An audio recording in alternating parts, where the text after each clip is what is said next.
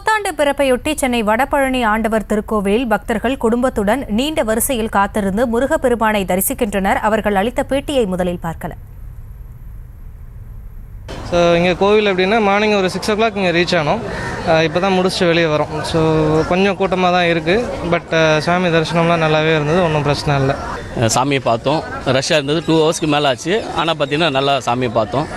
அனைவருக்கும் இனிய புத்தாண்டு வாழ்த்துக்கள். கோயிலுக்கு வந்துட்டு நியூ ரெசல்யூஷன் வந்துட்டு கொஞ்சம் நல்லபடியாக முடிஞ்சிடணும் இந்த இயர் ஆகுது. ஏன்னா லாஸ்ட் இயர் ரெசல்யூஷன் வச்சது வந்துட்டு சரியாக பண்ணலை. ஸோ ஜிம் போகணும், நல்லா உடம்பு ஏற்றணும், யாரையும் நம்பாமல் நம்மளை நம்பியே நம்ம இருந்துக்கணும், அவ்வளோதான். வேறு ரொம்ப கூட்டமாக இருக்குது. சாமியே பார்க்கல, ரொம்ப டயர்ட் ஆகிட்டு ரிட்டர்ன் போயிட்டு இருக்கு. நல்லா ஹெல்த்தியாக சாப்பிடணும், அவுட் சைட் ஃபுட் சாப்பிடக்கூடாது, ஜிம் போகணும், உடம்பு நல்லா பில்ட் பண்ணணும். இது குறித்த கூடுதல் விவரங்களோடு இணைகிறார் எமது செய்தியாளர் கார்த்திக் ராஜா. விவரங்களை வழங்கலாம். வணக்கம் ஹாசினி. இன்று முதல் 2025ஆம் ஆண்டு பிறந்திருக்கிறது. இதை கொண்டாடுவதமாக நேற்று இரவு முதலே பல்வேறு இடங்களில் பொதுமக்கள் ஒன்று கூடி கொண்டாடினார்கள். அதைத் தொடர்ந்து இன்று காலையில் அனைவரும் கோயிலுக்கு சென்று இந்த ஆண்டு சிறப்பாக அமைய வேண்டும் என்று கடவுளை பிரார்த்திக்கும் வகையில் காலையிலிருந்து பல்வேறு கோயில்களில், சென்னை உள்ளிட்ட பல்வேறு இடங்களில் இருக்கக்கூடிய கோயில்களில் வரிசையில் காத்திருந்து கடவுளை தரிசித்து இந்த ஆண்டு தங்களுக்கு சிறப்பாக அமைய வேண்டும் என்று கடவுளை பிரார்த்தித்து வருகிறார்கள். குறிப்பாக வடபழனி முருகன் கோயிலில் காலை முதலே பல்வேறு சிறப்பு பூஜைகள் நடைபெற்று வருகின்றன. இந்த ஆண்டு சிறப்பாக அமைய வேண்டும் என்றும் அனைவரும் நோய் நொடி இல்லாமல் வாழ வேண்டும் உள்ளிட்டவற்றை உள்ளடக்கிய பிரார்த்தனைகளை முன்வைத்து கோயிலில் சிறப்பு பூஜைகள் நடைபெற்று வருகின்றன.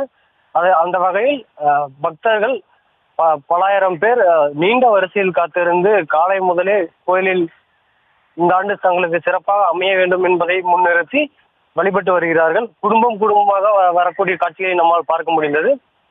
குறிப்பாக கோயிலிலிருந்து பல மீட்டர் தூரத்திற்கு வரிசையில் காத்திருந்து கிட்டத்தட்ட சில மணி நேரங்கள், 2 மணி நேரங்கள் காத்திருந்து கடவுளை தரிசித்தவர்கள் கூட இருந்தார்கள்.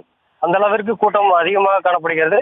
காவல்துறையும் ஓரளவிற்கு வரக்கூடிய கூட்டங்களை ஒருங்கிணைத்து மிகச்சரியாக வழிநடத்தி அவர்களை கடவுளை தரிசிக்க வைக்கக்கூடிய காட்சிகளையும் பார்க்க முடிந்தது. இருந்த போதிலும் கூட்டம் அதிகமாக இருப்பதன் காரணமாக சில மணி நேரங்களாவது அவர்கள் காத்திருக்க வேண்டிய சூழல் இருப்பதையும் நம்மால் பார்க்க முடிந்தது. வயது முதிர்ந்தவர்களுக்கான தனியான பாதைகளும் ஏற்படுத்தப்பட்டு அவர்கள் நேரடியாக கடவுளை சென்று தரிசிக்கக்கூடிய விவரங்களுக்கு நன்றி கார்த்திக் ராஜா.